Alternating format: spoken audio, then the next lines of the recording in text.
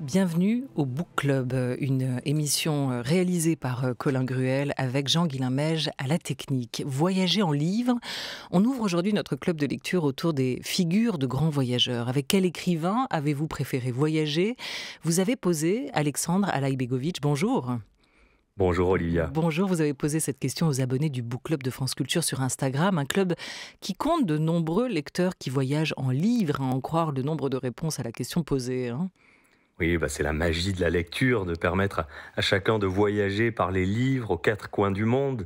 Alors avec nos lecteurs, grâce à nos lecteurs, nous avons commencé notre voyage sous les mers, dans le Nautilus de Jules Verne. Revenus à la surface, nous avons embarqué à bord du cargo d'Ultramarin, le roman de Mariette Navarro, pour traverser l'Atlantique. De la Guadeloupe, nous avons franchi le canal de Panama pour mettre le cap sur l'île japonaise de Yaeyama, qui inspira à Jeanne Benhammer son livre « La patience des traces ». En Chine, nous avons croisé Simone de Beauvoir qui travaille sur un essai dont elle nous a confié le titre, ce sera La longue marche.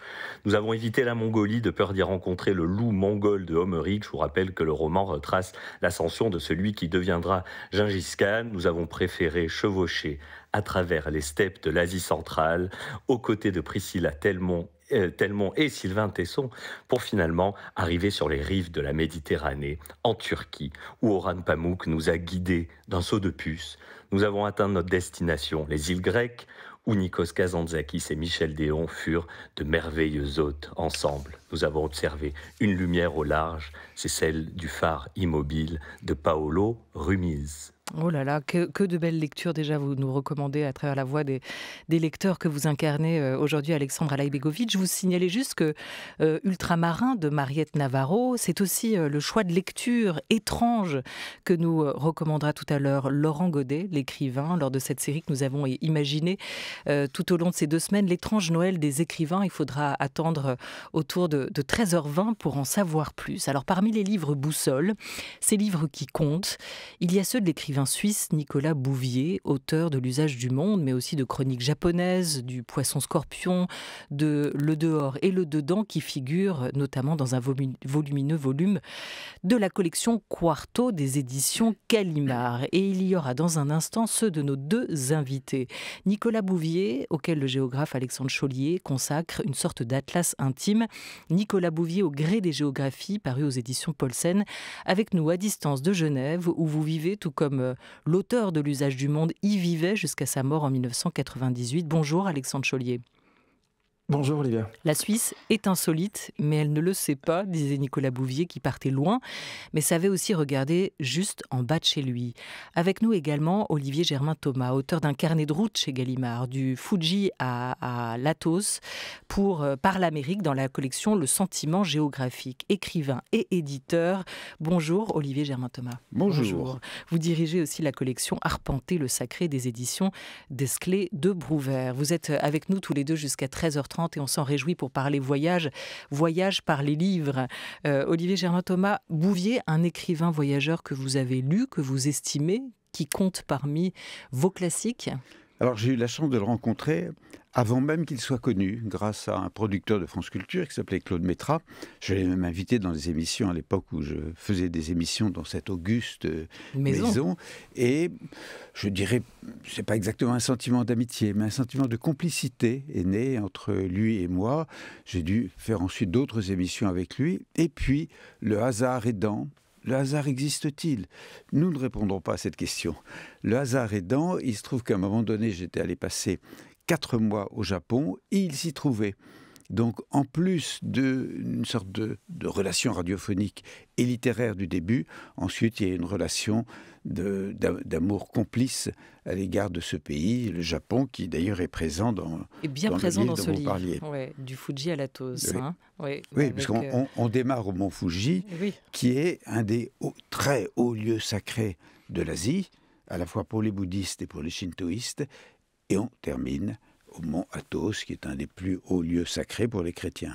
En passant aussi par Kyoto, Osaka, du côté du Japon, on va y revenir. Le monde est tout entier là où tu es. Il n'y a rien d'autre, écrivait Herman Melville. Ce lien, cette interdépendance entre l'homme et le monde qui l'entoure, est-ce que c'était la philosophie de voyage de Nicolas Bouvier, Alexandre Chaulier? Oui, elle est devenue assez vite, justement au gré des voyages, mais on l'aperçoit peut-être déjà dans son intérêt pour les lectures qui le font voyager tout enfant déjà, Atlas y compris, effectivement. Oui. Mais c'est ce lien quand même très particulier qu'il faisait, hein, et qu'on retrouve dans cette situation de Melville. Le monde est tout entier là où tu es, il n'y a rien d'autre. Ça repositionne l'homme quand même au cœur aussi de cet ailleurs. Hein. Oui, pour Nicolas Bouvier, l'ailleurs, finalement, se joue un petit peu de nous tous, parce qu'il n'est pas forcément là où on croit.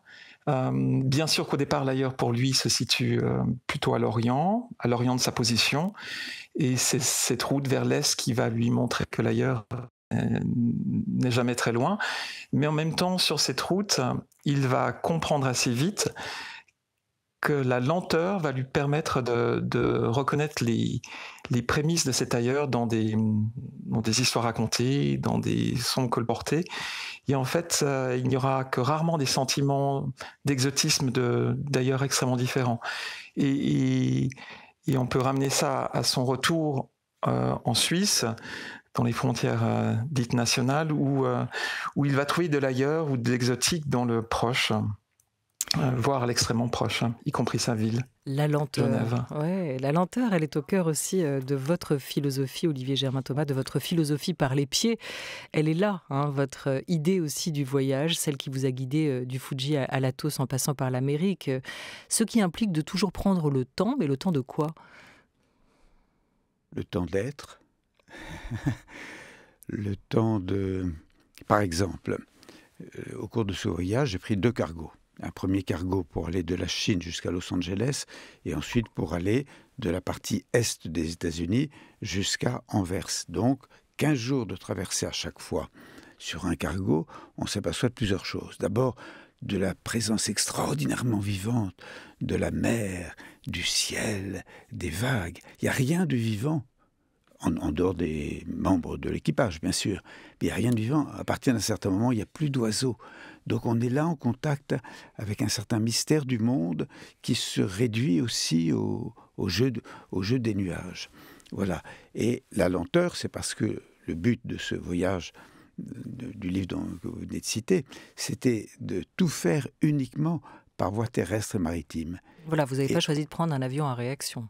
Alors, j'en ai pris un pour arriver au Japon, puis ensuite fini. Et j'ai une grande nouvelle à vous annoncer. La Terre est très, très grande. Oui, et elle est ronde, elle penche un peu, quand même. Probablement, mais ça ne se sent pas. Ouais. La philosophie par les pieds, voilà comment vous la décrivez et vous l'évoquez, Olivier Germain-Thomas. On va écouter la voix d'une de nos lectrices, des lectrices du club de lecture de France Culture. Elle s'appelle Aurore, alias Aurore et ses livres. Et elle nous parle de sa rencontre par les livres avec Nicolas Bouvier. J'ai découvert un Nicolas Bouvier à la médiathèque de Liège où j'étais étudiante. J'ai emprunté un livre de photographie du Japon. Et plus que les photographies, c'est les textes qui m'ont vraiment marquée. Du coup, j'ai voulu découvrir d'autres livres et j'ai lu d'abord Le vide et le plein et Chroniques japonaises avant de découvrir plus tard L'usage du monde.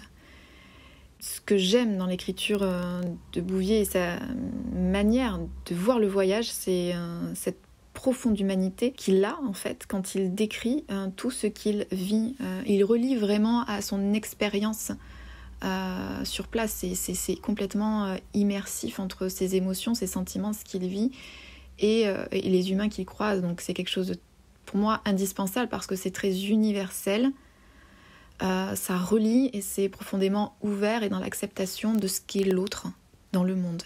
Voilà, ce qui ressort beaucoup de votre livre, Alexandre Chaulié, de cette géographie de Nicolas Bouvier et de ce témoignage de notre lectrice Aurore, c'est cette profonde humanité, cette capacité qu'avait Nicolas Bouvier partout où il allait, partout où il était, à regarder l'autre. Oui, tout à fait. Je crois qu'en toute fin de vie, Nicolas Bouvier recevait souvent ce type de questions. Est-ce que le voyage vous permet de vous connaître un peu mieux ? Et sa réponse était souvent assez cinglante. En fait, il n'était pas intéressé à se connaître davantage. Il était toujours intéressé à connaître l'autre. Et c'est vrai qu'au fil du voyage, il comprend qu'il est un formidable voyageur parce qu'il est justement un expert dans ses relations avec l'autre, cette ouverture qu'on va percevoir très vite. Et le mot d'immersion a été utilisé tout à l'heure. Il a vraiment cette, en tout cas du point de vue du géographe que je suis, cette capacité à s'immerger lui-même, mais à nous garder à ses côtés et à percevoir les choses comme un tout harmonique. Donc oui, c'est l'autre d'abord qui est le motif du voyage. Vous en parlez comme d'un guide émerveillé, Olivier. Est-ce que vous diriez, écririez comme Nicolas Bouvier l'a fait ? J'ai besoin de la béquille du monde pour tenir debout. Alors Bouvier a aussi écrit que on pouvait très bien voyager sans être le géographe qui est en train de parcourir le monde. Et il y a de très belles pages dans un livre que j'ai repris pour cette occasion, L'échappée belle, magnifique livre où il parle d'écrivains voyageurs, mais il dit qu'on peut parfaitement bien, qu'un moine peut aussi, dans sa cellule, voyager. Le voyage autour de ma chambre. Donc, oui, écrivain voyageur, parce que c'était son choix, mais il y a une autre dimension, encore plus élevée, qui est celle de l'étonnement et de la curiosité devant les êtres. Et cet étonnement, il peut se faire dans une forêt ou devant une personne qu'on aime. Voilà, c'est la question que vous soulevez aussi, Alexandre Chaulier, dans les pas de Nicolas Bouvier. Vaut-il mieux lire les voyageurs qui écrivent, les écrivains qui voyagent, ou encore ces négociants que le goût de la brocante et du profit ont poussé jusqu'au bout du monde et qui, frappés par la guerre, ont pris la plume? Il y avait répondu en partie de son côté. Je préfère les voyageurs qui écrivent aux écrivains qui voyagent. Est-ce qu'on peut raconter, peut-être, entrer dans ce livre, Chronique japonaise, évoqué par Aurore à l'instant? Qu'est-ce qu'il y dit? Qu'est-ce qu'il y montre? Qu'est-ce qu'il y raconte aussi de sa perception de ce pays si particulier? Alors, pour rentrer dans Chronique japonaise, il faut peut-être le replacer d'abord dans une histoire d'un voyage, parce que comme le disait Olivier, ce qui prime peut-être chez nombre d'écrivains voyageurs ou de voyageurs écrivants, c'est l'expérience sur les mots. Et le récit qui apparaît dans Chronique japonaise est en fait la dernière partie de son voyage initiatique, si on veut, qui démarre en juin 53 et qui se termine à la fin 56. Et il est au Japon à un moment très particulier de sa vie, où il hésite entre le retour vers les siens, vers Genève, et de continuer ce voyage. Et finalement, il va abandonner l'idée d'un tour du monde et il va revenir. Mais le livre Chronique japonaise va mettre presque 20 ans à être écrit sous cette forme-là. Et tout d'abord, il va avoir besoin d'y retourner au Japon en compagnie de sa femme et de son premier garçon. Le second, il naîtra. Et il y restera 2 ans et demi. Et il y va vraiment pour écrire un livre de commande. Et le livre de commande s'intitule Japon, et ce n'est que quelques années plus tard qu'il le nourrira de nouvelles expériences plus personnelles, et c'est là qu'on découvrira en fait Chronique japonaise sous sa forme actuelle. Après, le Japon est très particulier pour lui, parce que c'est là qu'il dit avoir découvert la poésie et s'y être mis. Et quand on sait le poids qu'il donne à la poésie, eh bien on se dit qu'il s'est vraiment passé quelque chose au Japon pour Nicolas Bouvier. Au Japon, à Osaka, Olivier Germain-Thomas, vous allez faire la connaissance d'un occidental, d'un homme originaire du Texas qui était marié avec une japonaise et qui vous a tout de suite accroché, qui a voulu parler avec vous et qui vous a raconté qu'il était là aussi au Japon pour rapporter les cendres de sa femme à ses parents. Et c'est intéressant dans cette discussion que vous avez, c'est qu'il va vous poser cette question qui est difficile et bien connue, qui est: est-ce que vous les comprenez, vous, les Japonais? Et il y a toujours ce sentiment qu'au Japon, on ne comprend pas. Dès qu'on comprend quelque chose, ça nous échappe aussi vite. Pour beaucoup de pays, vous savez, et pour beaucoup d'êtres aussi, même des êtres avec qui on vit, on croit les comprendre, on ne les comprend pas. Mais c'est peut-être encore plus compliqué pour le Japon que pour l'Inde, qui est l'autre grande culture qui m'a intéressé.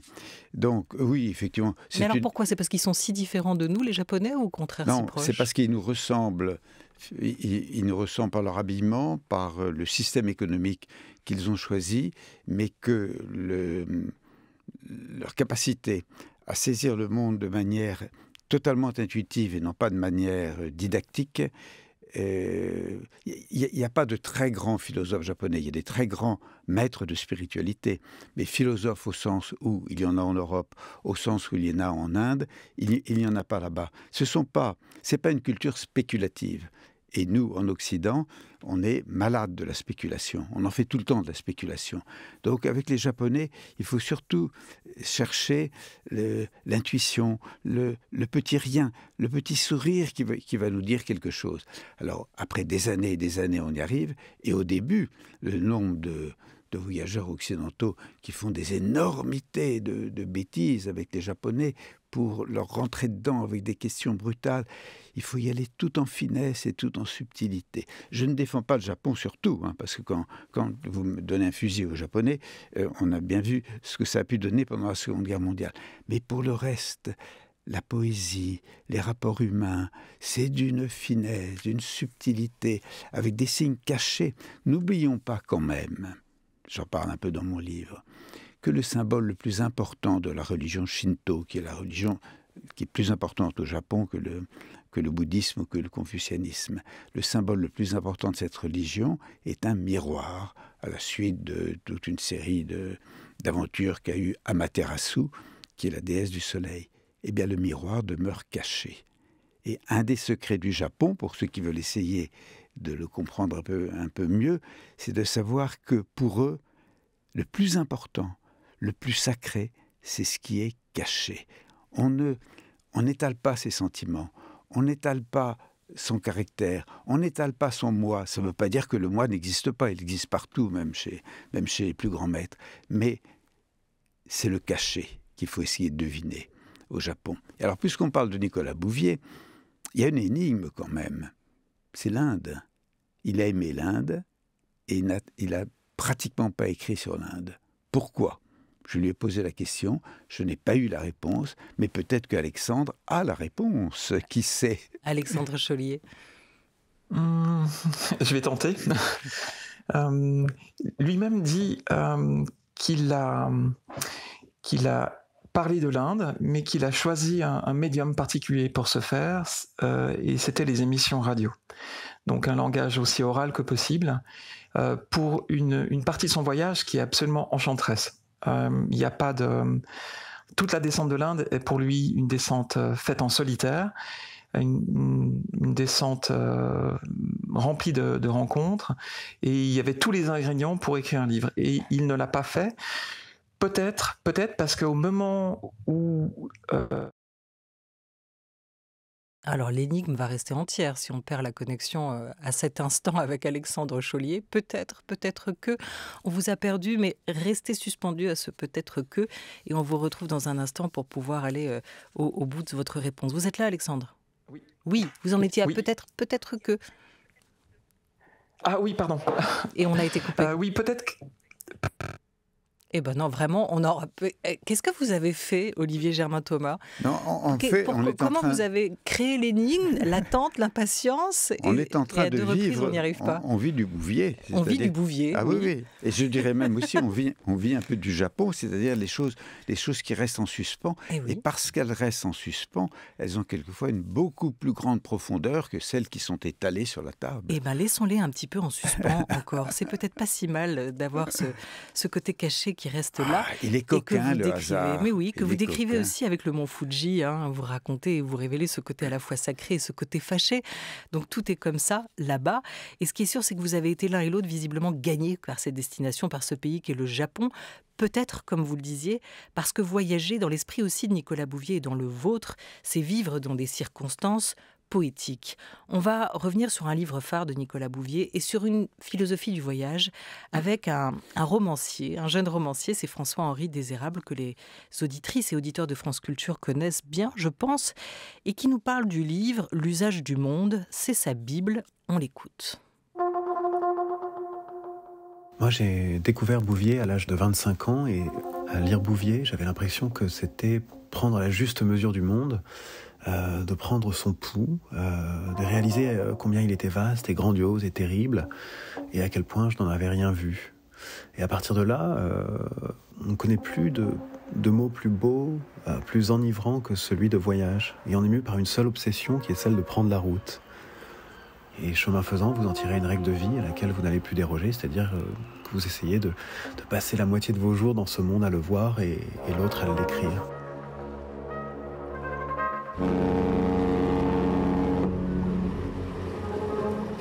Voilà ce qui a été pour moi la lecture de l'usage du monde, qui est devenue ma Bible, l'évangile de la route selon saint Nicolas, même si par la suite j'ai lu tous les livres de Nicolas Bouvier. Je suis même allé sur sa tombe en compagnie de son fils Manuel au cimetière de Colonie, et c'était très émouvant parce que on pouvait voir que quelqu'un avait mis une petite Fiat Topolino en fer blanc, et il y avait un mot qui était coincé dedans et c'était marqué « Et maintenant Nicolas, enseigne-nous l'usage du ciel ». Et ce jour-là, je me suis promis un jour de partir sur les traces de Bouvier, de refaire une partie du voyage de l'usage du monde. Et là, je rentre d'Iran, où j'ai suivi tout le périple qu'il a fait avec Thierry Vernet en 1953-1954.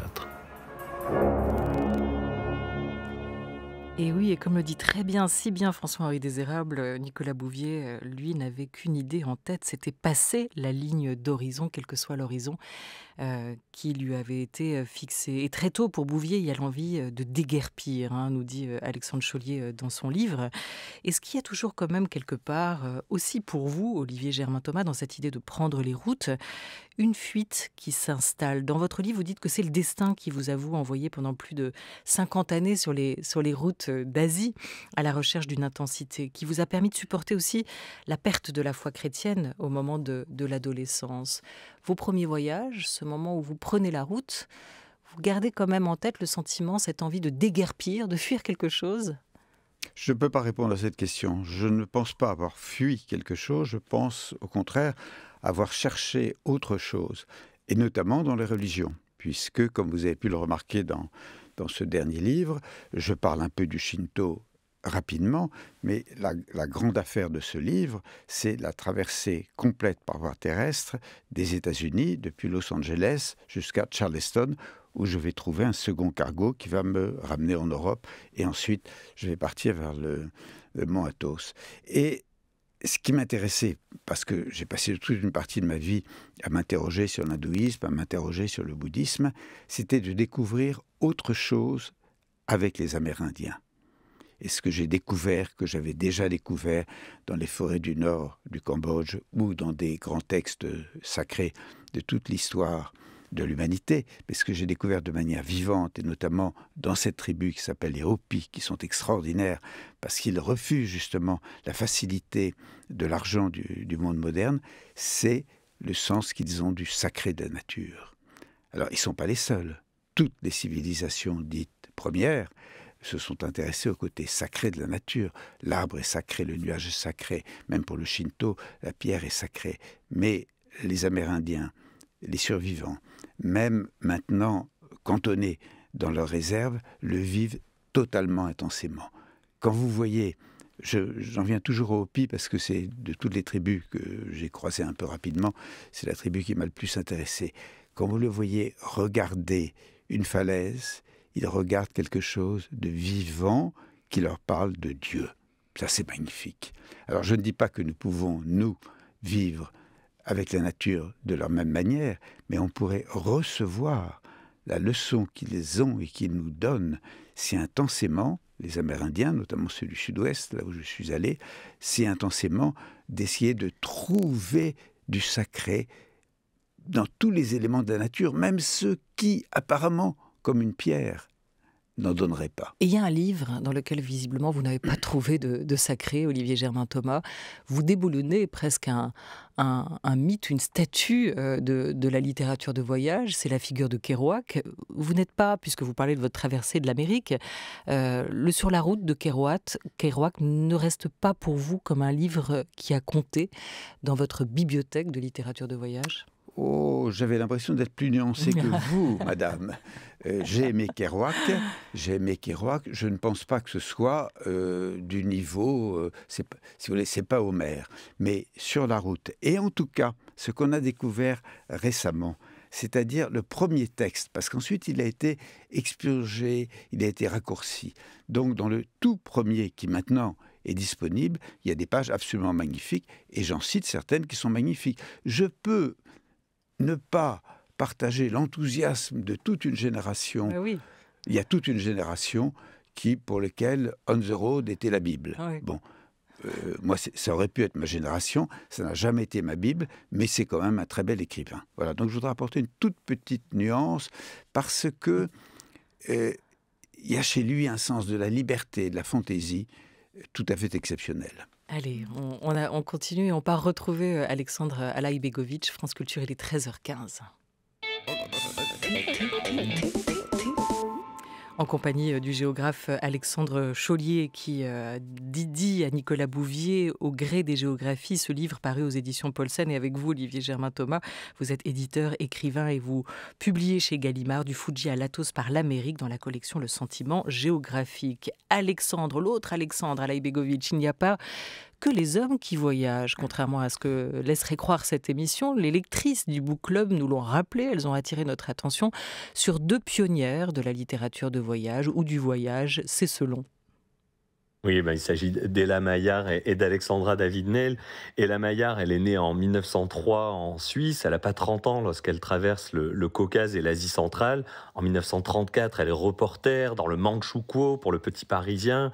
Elle va ensuite effectuer un périple de 6000 km de Pékin à Srinagar qu'elle raconte dans son livre Oasis interdite. Mais c'est dans notre livre dont va nous parler notre lectrice Anaïs. Ce livre, c'est La Voie cruelle, une incroyable épopée de l'entre-deux-guerres au volant d'une Ford, de Genève à Kaboul, qu'Ella Maillart entreprend avec son amie Anne-Marie Schwarzenbach, qui lutte alors contre une addiction à la drogue. On écoute Anaïs. J'ai adoré voyager avec Ella Maillart dans son livre La Voie cruelle.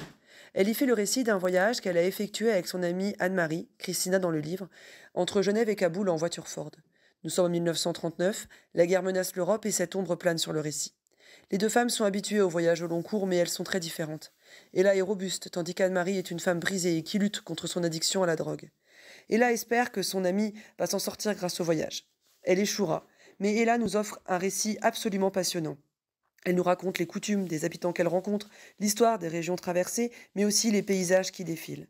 Les 2 femmes traversent des lieux chargés d'histoire. J'étais notamment très émue par la longue description des Bouddhas de Baimen, dont on connaît le destin tragique. C'est un voyage qui s'achève alors que commence la guerre. Un voyage impossible aujourd'hui et en cela, il a une portée très puissante. Alexandre Chaulié, je crois que vous êtes de retour avec nous. Ella Maillart est suisse comme Nicolas Bouvier. Et même si une génération les séparait, ils se sont rencontrés. Je crois qu'il y a des écrits de Bouvier faisant référence à ces rencontres. Quel rôle cette illustre aînée a-t-elle pu jouer dans la vie de Nicolas Bouvier ? Le rôle de conseillère, puisque avant de partir sur cette route de l'Est, Nicolas Bouvier va la rencontrer et lui demander quelques conseils. Et les conseils sont assez lacunaires, du genre où il y a des hommes, eh bien le voyage est possible, et un autre un peu plus déstabilisant, si ça ne convient pas en route, tu as toujours le loisir de revenir sur tes pas. Et on sent au fil de l'œuvre de Nicolas Bouvier beaucoup de proximité avec Ella et avec l'œuvre d'Ella Maillart, effectivement. Alors, c'est intéressant comme on est en train de faire une émission monde, en même temps avec un tout petit village virtuel, Alexandre Alaïbegovic qui est en République tchèque, Alexandre Chaulié qui est lui en Suisse, et puis nous 2 qui sommes ici en studio à Paris, Olivier Germain-Thomas, avec des lecteurs, des auditeurs qui sont partout en France et un peu plus loin encore, parce qu'on sait qu'on nous écoute à France Culture partout dans le monde. J'avais aussi une question pour vous, Alexandre Chaulié. Pourquoi la Suisse produit-elle autant d'écrivains voyageurs ? C'est une question que les Helvètes se posent assez souvent aussi, non ? Comment c'est possible ? Peut-être parce que la Suisse a longtemps été un pays pauvre, c'est-à-dire produisant bon nombre de voyageurs malgré eux. Donc une forte émigration. Et ça vaudrait, en tout cas pour une bonne partie du 19e et bien sûr avant. Je crois que déjà au 16e, Nicolas Bouvier trouve des grandes figures de Suisses voyageurs au long cours. Et par la suite, il ne cache pas que la Suisse, ayant échappé à une bonne partie des des tragédies du XXe siècle a préservé en fait les capacités de certains et de certaines à voyager. Ah ben voilà, c'est peut-être là une partie de la réponse. Je vous propose qu'on retrouve la voix d'une lectrice, Marine, Manou à Paris, c'est son alias, qui va nous parler de cette autre pionnière de la littérature de voyage, Alexandra David-Néel. J'ai découvert Alexandra David-Néel au cours de mes études et dans mes lectures féministes. Et féministe, oui, elle l'est de par sa volonté de s'affranchir des normes de genre qui pesaient sur les femmes de son temps. Elle me touche à plusieurs titres, d'abord pour son côté frondeuse qui me plaît énormément. Toute jeune femme déjà, elle voulait vivre une autre vie que celle à laquelle son milieu social la destinait. Et quand je l'imagine étudier avec obstination les philosophies orientales, le bouddhisme, jusqu'à ce moment où elle part, sans demander la permission, en quelque sorte, elle part, elle sidère par la force qui émane d'elle quand on lit ses récits de voyage, les conditions dans lesquelles elle a pu se trouver, ou quand on découvre ses réflexions sur le couple, le travail ménager des femmes, la maternité. On se dit que ça a été écrit au tout début du XXe siècle et qu'en 2022, ça fait encore écho. Voilà, portrait de cette écrivaine voyageuse née en 1868. Vous aviez une question à Alexandre Alaibegovic pour Olivier Germain-Thomas. Oui, Olivier Germain-Thomas, vous avez des territoires en commun avec Alexandra David-Néel. Est-ce que ces travaux ont été utiles aux vôtres? Est-ce que c'est une figure qui vous a inspiré, qui continue de vous inspirer? Elle m'a beaucoup inspiré par son courage absolument exceptionnel. Elle a été quand même la première femme occidentale à rentrer dans Lhasa. Ensuite, elle m'a inspiré parce qu'elle est devenue, reconnue d'ailleurs par les bouddhistes tibétains, les bouddhistes du Vajrayana, elle est devenue un maître dans le bouddhisme. Et donc, à plusieurs reprises, je suis allé visiter sa maison du côté de Digne pour essayer de recevoir... comment dire, sans employer des trop grands mots, enfin de recevoir une sorte de vibration qui venait de sa personne.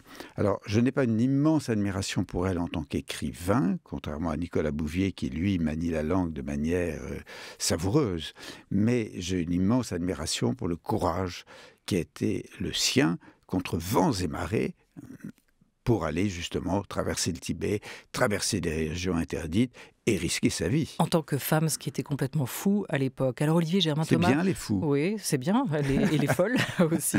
Olivier Germain-Thomas. Je les englobais dans un seul mot. Bien sûr, je sais, j'ai compris.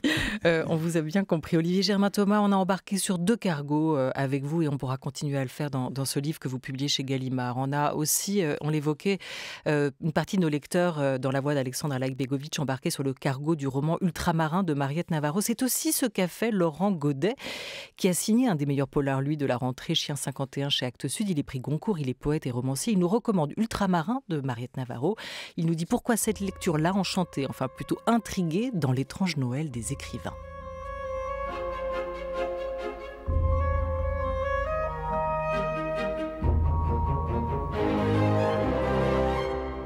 Pour passer un étrange Noël, je vous recommande la lecture de Ultramarin de Mariette Navarro aux éditions Quidam. Le livre commence ainsi. Il y a les vivants, les morts et les marins. Et c'est justement les marins qui vont être au centre de ce premier roman. Nous allons suivre le destin d'un navire de la marine marchande dont le capitaine est une femme. En plein milieu de l'océan Atlantique, le navire s'arrête et les membres de l'équipage s'octroient une baignade. C'est de cette baignade que va naître le dérèglement qui travaille l'ensemble du récit. C'est un dérèglement subtil qui nous emmène à la frontière du fantastique. En fait, les membres de l'équipage ont l'impression, durant ce moment où ils sont dans l'eau, qu'une sorte de force étrange les traverse. Et quand ils remontent sur le navire, en fait, ils ont le sentiment d'être en surnombre. Quelqu'un de plus est remonté. Voilà, c'est à partir de cette énigme que Mariette nous emmène dans un voyage proprement étrange et très fin. Et comme c'est un premier roman, c'est d'autant plus à saluer. Oui. Voilà, c'était le conseil de lecture dans l'étrange Noël des écrivains de Laurent Godet, romancier. Merci à lui, recueilli par Oriane Delacroix. Olivier Germain-Thomas, vous auriez une étrange destination, un étrange voyage à nous recommander avant de nous quitter? Alors, on peut s'attendre à ce que je parle de l'Inde. Eh bien non, je voudrais parler des forêts du nord du Cambodge, où il y a encore justement des sociétés premières qui vivent. C'est un des derniers petits îlots de notre terre qui vivent encore totalement coupés de la modernité. Et là, c'est une expérience magnifique de se trouver avec des êtres avec lesquels on n'a pas de langue commune. Qu'est-ce qu'on a en commun? Je pense que il peut y avoir le sourire, il peut y avoir le cœur. Je ne sais pas trouver les mots de ce qu'il y a en commun, mais on peut aller découvrir des humanités au-delà de la culture. Voilà, c'est cette idée d'étrange, peut-être aussi d'étrangeté. Quel bonheur d'y être confronté, ou plutôt de la rencontrer. Olivier Germain-Thomas du Fouji à l'Athos, votre livre apparu dans la collection Le Sentiment géographique chez Gallimard. Mille merci Nicolas Bouvier, au gré des géographies. Alexandre Chaulier, merci d'avoir été avec nous au hasard de la technique, mais quand même, vous étiez bien là, livre paru chez Paulsen. Merci beaucoup. Il est 13h25 sur France Culture.